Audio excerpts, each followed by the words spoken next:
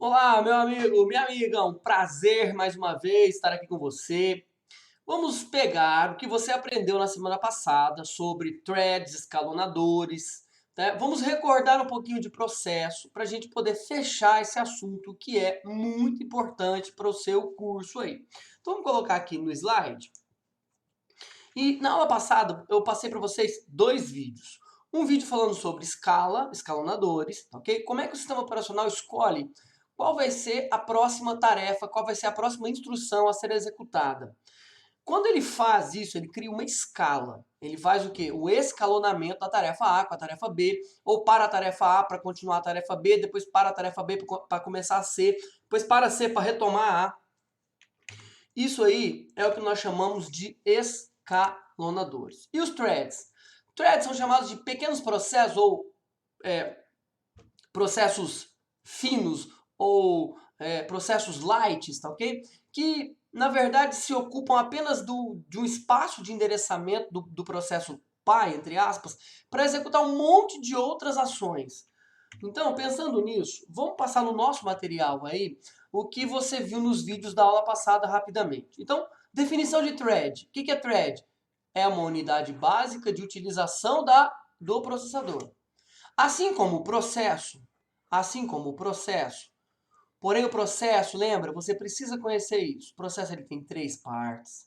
É dividido em contexto de hardware, contexto de software e a parte mais importante dele, que é o espaço de endereçamento. Tudo bem? Lembrou? A thread também. A thread também é um elemento de utilização do processador.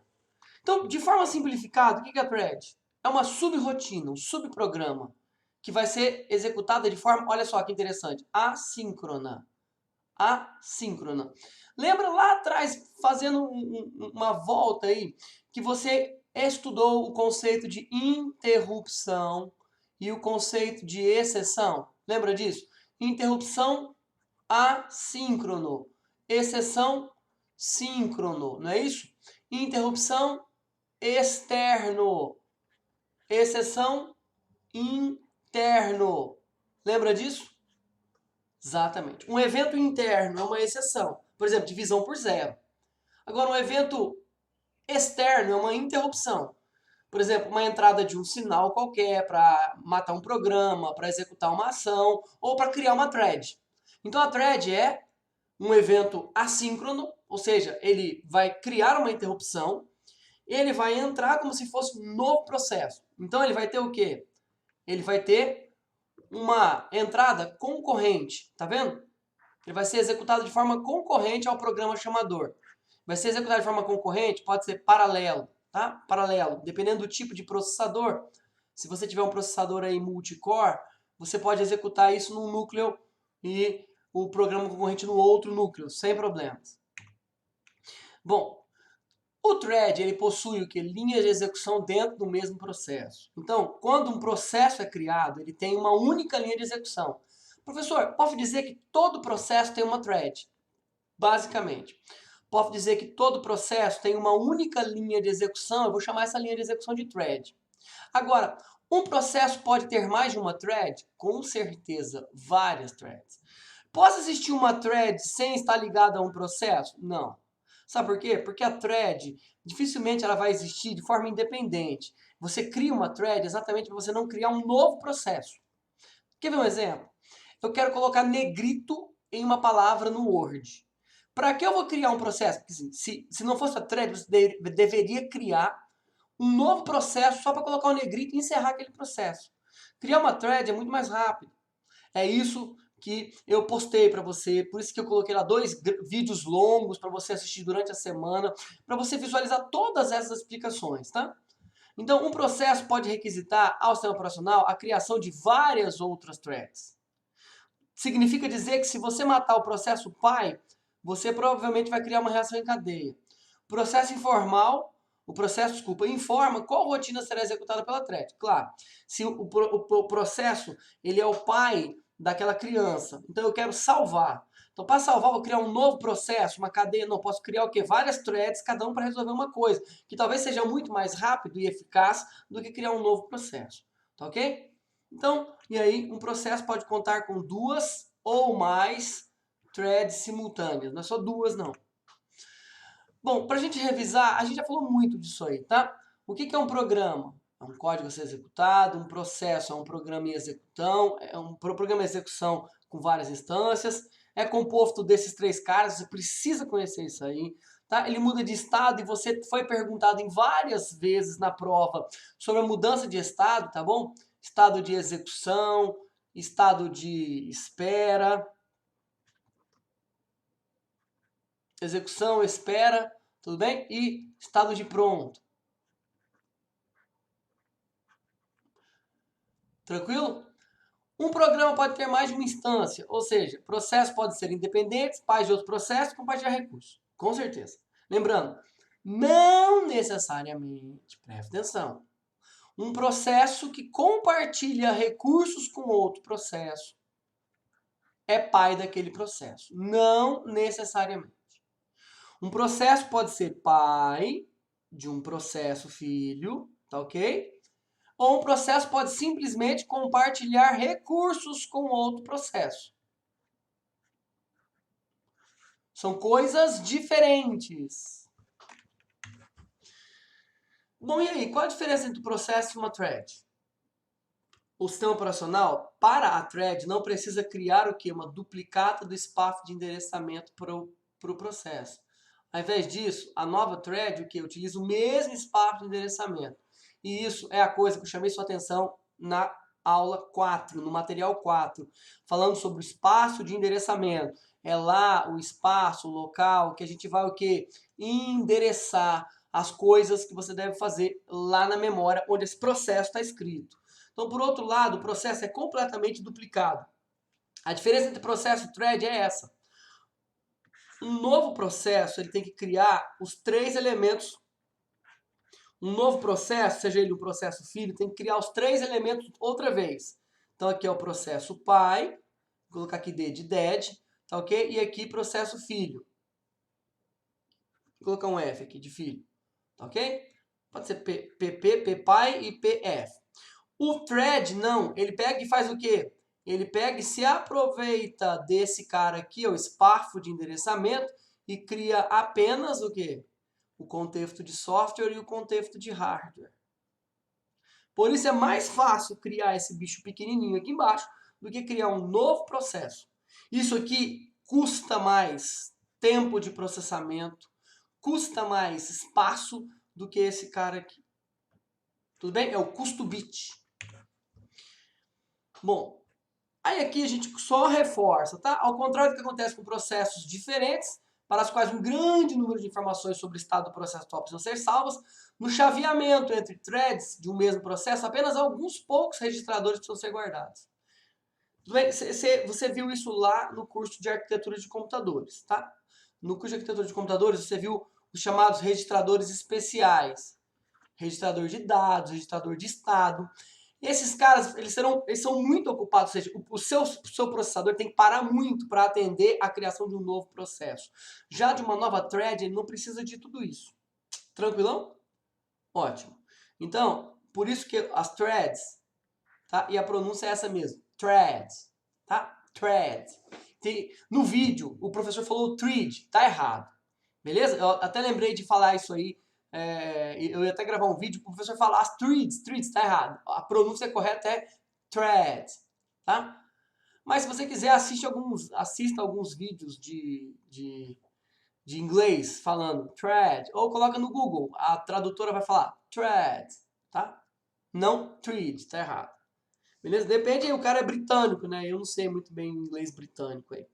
Por isso que as threads são chamadas, às vezes, o quê? De processos leves, tá? Ou light, né? Weight process, ou thin process, tá? Tem gente que gosta de usar a expressão thin, de fino, e tem gente que gosta de usar a expressão light, tá? E aí vai. Bom, antigamente, você só tinha um processo, obviamente, uma thread, tá certo? O ambiente era chamado monothread. Nós tínhamos aí algumas versões do MS-DOS. Lembra que o sistema operacional foi classificado em monotarefa? Lembra disso? monotarefa? Então, baseado neste conceito, a monothread saiu daí. Quando você olha para um ambiente monothread, ou seja, ele pega um processo e termina aquilo, né? Ele pega uma tarefa, termina, coloca outra, termina, coloca outra, termina. Você vai ter só o quê? Uma thread para aquilo ali. Depois, os sistemas foram evoluindo e aí nós temos, do mesmo jeito que você vê multiprocesso, multitarefa, você vai ver multithread. Lembrando, tá? O processo tem pelo menos um thread em execução, tem uma linha de execução, então ele tem uma thread. Tá? Lembrando? Então todo processo tem uma thread, logo toda thread está associada a um processo. Mas pode compartilhar seu espaço de desenvolvimento com múltiplos outros threads. Tá aí. No ambiente multithread, cada processo pode responder a várias solicitações concorrentes ou mesmo simultaneamente. Ele fala, ó, concorrente é que está todo mundo concorrendo por aquele recurso, significa que está fazendo junto. Agora, simultaneamente é quando o recurso é feito junto, depende do processador, né? Quando o processador é multicore, aí você vai ter muitas coisas acontecendo simultaneamente. Agora, independente disso, dependendo do número de núcleos ou não, as coisas acontecem concorrentemente quando o sistema é multitarefa. Então ele vai encadear isso.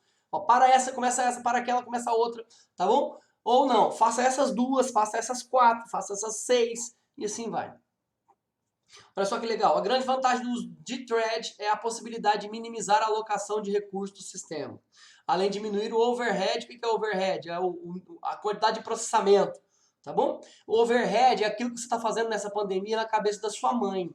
Porque tá o seu pai enchendo o saco dela, a sua irmã ou seu irmão, você. Então você está dando um overhead, ela está tendo que processar muita coisa. Ela já faz o serviço da casa toda, ela já trabalha, ela já tem que te ensinar, ela tem que cobrar de você, do seu irmão, tem a louça que você não ajuda, o seu quarto que você bagunça.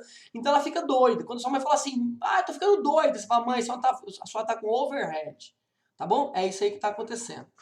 Tá? Então, quando a thread foi criada, ela foi criada exatamente para diminuir o overhead do nível de processamento que o seu processador tem. Ele vai esquentar menos, por exemplo. Se você ajudasse mais sua mãe, ela teria um overhead menor, esquentaria menos a cabeça dela. Mas você não faz, né, cara? Você é um miserável mesmo. Tudo bem? Presta atenção aqui, ó, para você ter uma ideia de tamanho, cara. Olha o tanto que esse quadro é importante. No Windows, criar um processo é 100 vezes mais lento que criar uma thread. Olha que doido. Dá uma olhada. Um processo, ele demora 1.700 microsegundos, ou seja, aproximadamente 1,7 milissegundos aqui. 1,7 milésimo de segundo. O tempo de criação de uma thread, né? Ou seja, mais o tempo para sincronizar. 200 micro é 10 a menos 6, tá? 10 a menos 6. Pergunta para o seu professor de física quanto que vale o micro, né? É o mili, vou colocar aqui embaixo da minha foto. Mili, micro, nano e pico, tá bom? Bom, vai lá. Um processo leve, olha o tempo. Agora, olha uma thread, galera. Presta atenção, você saiu de 1.700 para 52. Você saiu de 200 para 66. É muito... Soma esses dois aqui. Aqui vai dar 1.900. Vai dar quase 2.000. Vou arredondar para 2.000. Ou seja, aqui vai dar o quê? Quase 100. 110, vai. Tudo bem? Olha a diferença, cara. Olha a diferença de tempo. Você conseguiu entender? Nós estamos falando de uma coisa que é assim, basicamente, 20 vezes mais lenta. Aqui, essa brincadeira aqui deu 20 vezes mais lenta. E os escalonadores? Você também recebeu um vídeo aí na aula passada para você treinar. É o mecanismo de seleção eficiente do processador pelo sistema operacional. Alguém tem que organizar a bagunça. Sabe por quê? Porque você, ô doidão, aposto que enquanto tá assistindo essa porra dessa videoaula, você está mexendo o mouse. Para de mexer o mouse, velho. Fica quieto. Você não tem nada a fazer, balança a perna. É isso que está acontecendo. Você não deixa o seu sistema quieto. Você quer assistir aula, fazer download, você quer ouvir música ao mesmo tempo, tá bom? Sossega, velho. É isso que está acontecendo aí com o seu sistema. Então, o escalonador é assim, ó. Todo mundo quer usar o processador ao mesmo tempo. Todo mundo quer, todo mundo comandado por você, o usuário. Então você fala assim, você dá um clique, você abre uma página, você está tocando uma música, você está com o Spotify aberto, ou o YouTube Music, você está com o Word, você está com a videoaula, você está com a porra toda acontecendo. Então, tá todo mundo querendo usar o processador ao mesmo tempo. Quem tem prioridade vai entrar na escala como prioridade. Porém, eu não posso eternamente dar prioridade à prioridade, né? Ficou parecendo o meu discurso da Dilma, não é assim? Mas eu vou te explicar. Imagina que por algum momento, por algum motivo, você chegou ao banco e só tem um caixa funcionando porque as outras pessoas que atendiam lá foram para o almoço. E aí todo mundo resolveu ir ao banco ao mesmo tempo. Aí você está na fila, você é jovem, assim como eu sou, tá na fila. Aí chega 15 tiozinhos da prioridade. Eles têm o dia inteiro para fazer isso. Bom, nada contra, porque eu espero um dia chegar lá, né? A vantagem de ser velho é não ter morrido novo. Mas chega 15 tiozinhos da prioridade. Imagina se esse caixa fosse só atender a prioridade. O que ia acontecer? Muito provavelmente, muitos clientes desistiriam. Tá? Muitos clientes abortariam. É isso que acontece com o sistema operacional. Ele fica esperto com isso. Ele atende uma prioridade e uma não prioridade. Atende uma prioridade e uma não prioridade. Em tese, tá? Em tese. Ele faz a escala de quem ele vai atender, porque tá todo mundo falando assim: eu quero eu. Executa esse pedaço aqui pra mim, executa esse pedaço pra mim. Por quê? Porque você, o animalzão que usa, não para, não quieta, né? Se não tem nada pra fazer, não mexe o mouse não, cara. Deixa o seu processador trabalhar. Se bem que ele dá conta do tranco, viu? Ele dá conta, o bicho é foda. Então, é isso que é a ideia dos escalonadores. É quem cria a escala. Dá uma olhada, olha aqui, ó, que tá escrito.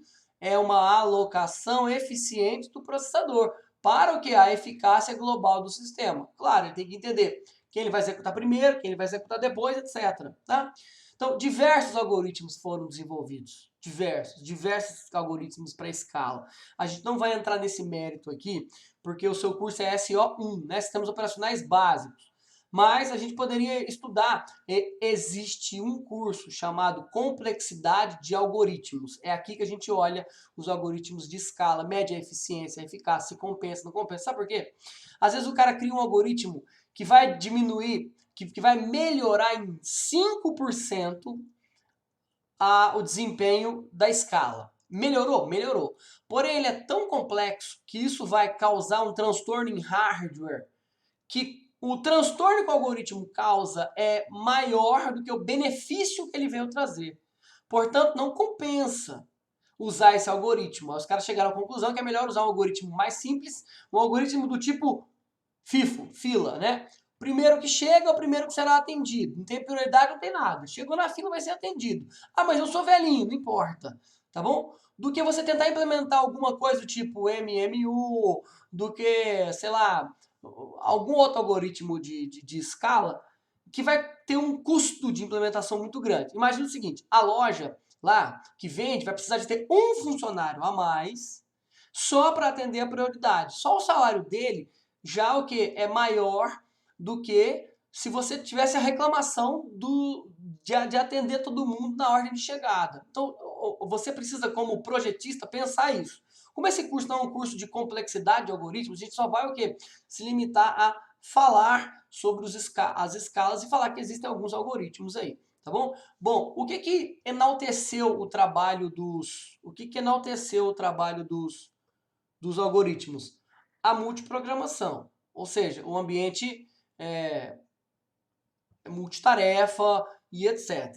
Tudo bem? Então nós vamos ter o quê? Que tentar melhorar o máximo a utilização do processador. Presta atenção numa coisa. A ideia é não deixar um processo ocioso. Mas vamos lá. Atenção, como o seu processador precisa ser rápido.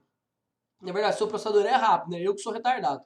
Seu processador é de 2 bilhões de ciclos por segundo. Seu processador executa 2 GHz, ou seja, ele executa 2 bilhões de instruções em um segundo. Então, em um segundinho, ele executa 2 bilhões de instruções.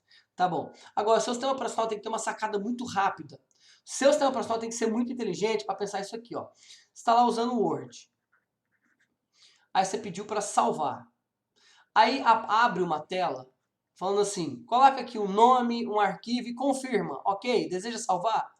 Enquanto você não aperta esse ok, aquele processo está parado, não está?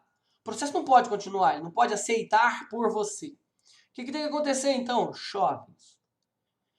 Ele pega aquele processo, enquanto você não clica, ele tira ele lá e coloca outro e vai processando. Lembrando, ele faz 2 bilhões de coisas em 1 segundo. Então ele vai fazer 2 bilhões de coisas naquele segundo que você está pensando em clicar OK ou não. Quando você clicou OK, ele fala, entendi. Ele pega aquele processo, volta e salva. Tanto é verdade que quando você salva, você faz o que automaticamente? Você percebe que você não consegue mais utilizar o texto? Faz o seguinte, abre um texto aí no Word, digita qualquer coisa, aperta para salvar. No momento em que ele estiver salvando, você vai perceber que você não consegue usar outra função do Word. Ele mesmo, ele desabilita. Olha para a barra de tarefas, você vai ver que os botões ficam cinza. Eles desaparecem, jovens. É isso aí. Tudo bem? Então, o que o processo faz? Com certeza, ele cria uma fila. Olha, assim, se é para desculpa, o que o escalonador faz? Cria uma fila, claro. Se é para organizar a bagunça, se é para falar quem vai ser executado primeiro ou depois, eu preciso fazer o quê? Criar uma fila, obviamente.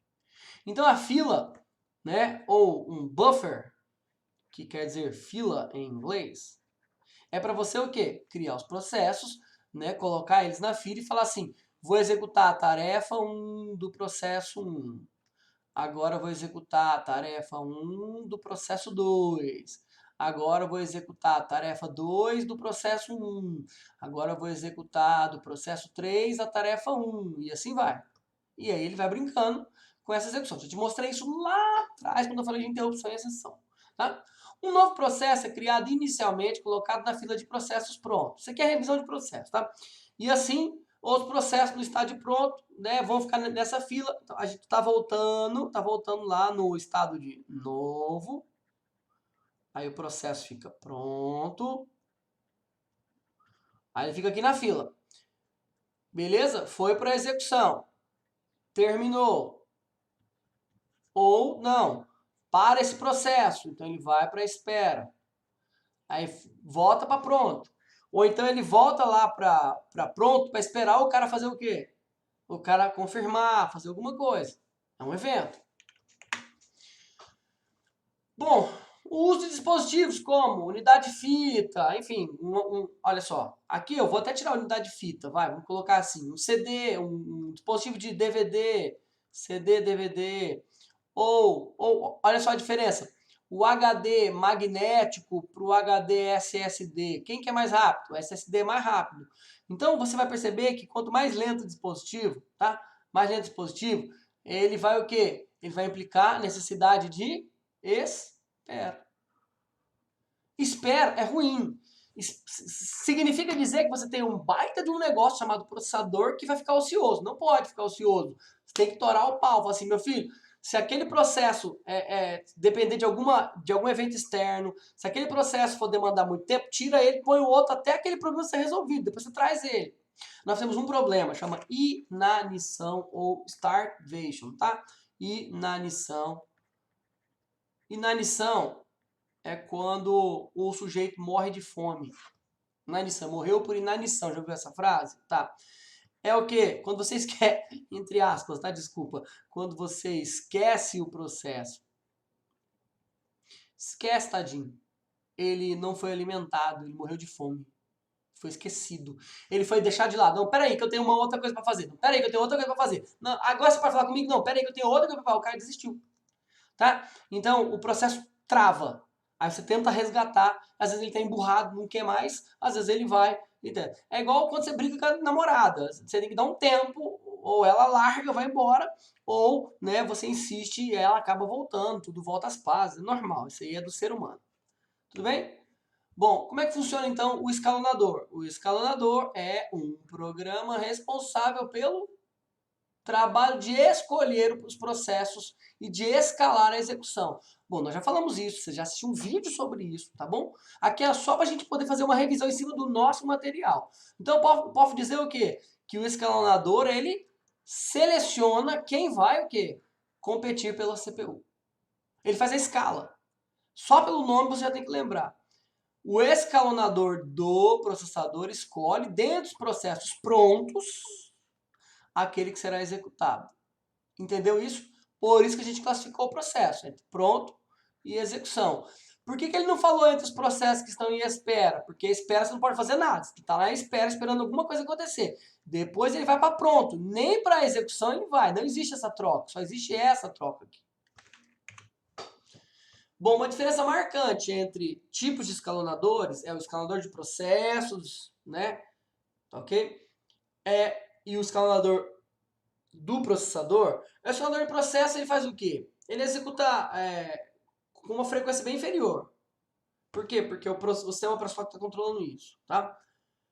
E nós temos aí, ó, o cara controlando os processos na memória. Gente, esse desenho aqui tem que ficar para sempre marcado na cabeça de quem vai ser analista de algum tipo de sistema. Essa comunicação que ocorre usando aqui o chipset, tá? Aqui é o chipset.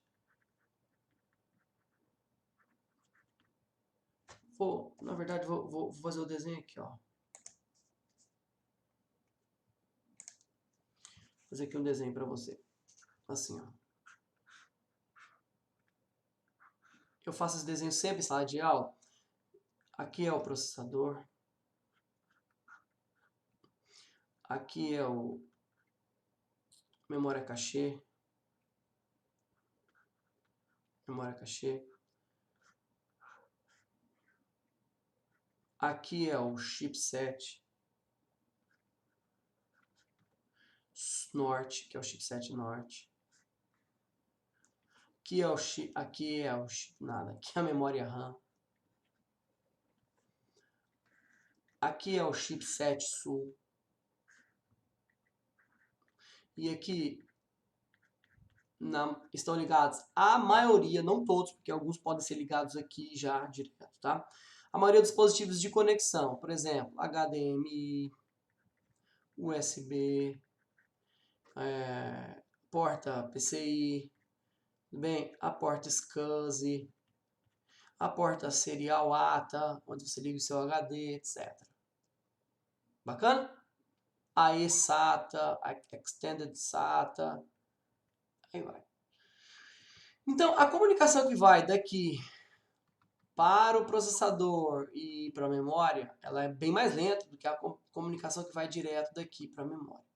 Uma outra informação importante, vou até desenhar de outra cor, é que a coisa mais importante que acontece no seu sistema computacional é a comunicação entre o processador e a memória RAM. E você teve um curso inteirinho de organização e arquitetura de computadores só para falar desse processo, só para falar dessa brincadeira que eu estou falando aqui, ó, da comunicação entre o processador e a memória RAM. Tudo que você faz, tudo que você executa, tudo que você demanda de trabalho é executado na memória RAM. Então você clicou 2 vezes para abrir o Word, na memória RAM. Você clicou 2 vezes para abrir o navegador, memória RAM. Todos os programas serão abertos e executados na RAM. Da onde os programas vêm? Por exemplo, o programa está instalado aqui, você conectou um HD aqui, que tem um HD conectado. Então o programa está lá, instalado lá no seu C:/arquivos de programa, certo? Arquivos de programas lá, Office. Então quando você clica 2 vezes para abrir, ele vem aqui, o sistema operacional coordena isso, e o escalonador vai o quê? Vai colocar ele na lista de execuções para o endereço da memória RAM. Uma vez que você revisou o hardware, vamos continuar. Então não esquece esse desenho não, tá? Não esqueça desse desenho aí, ele é importante. Então você tem que entender aqui, ó, tá certo? Esse escalonador aí para você. Bom, o escalonador de processos, que é o que a gente está falando, então deve manter o que? Na memória, uma mistura balanceada entre os processos que utilizam muita entrada e saída, processos iterativos, então processos que toda hora fica pedindo para o usuário fazer alguma coisa, toda hora busca alguma coisa no HD, e processos que utilizam bastante o processador. Por quê? Por que tem que ser balanceado? Vamos mudar a cor aqui. Por que tem que ser balanceado, professor? Obviamente, porque se você colocar muitos processos de entrada e saída, enquanto depender do usuário vai estar tudo parado, vai estar todo mundo assim, o usuário clicou, tá bom? E se só coloca processos que utilizam muito processador, vai dar um overhead de processamento. Então você controla, a hora você deixa o processador respirar, com processo que usa entrada e saída, a hora você utiliza mais processamento. É para isso que tem uma escala. Gente, eu acho que você já entendeu o sentido de escala aí pra gente, tá? Tudo bem? Tranquilão? Então, eu espero que você faça uma boa revisão desse material. Se precisar, manda e-mail. Meu aluno, se precisar, tira dúvida lá no WhatsApp comercial do professor, tá? Tira a dúvida lá no WhatsApp comercial do professor, fica à vontade, fala comigo, não leve dúvidas para casa. Vou passar para vocês a lista de exercícios, tá bom? Acompanhe lá no seu ambiente acadêmico, beleza? Então, até a próxima aula que a gente vai entrar aí no assunto Tanchan, né? Muito top, muito bom. Tchau, obrigado!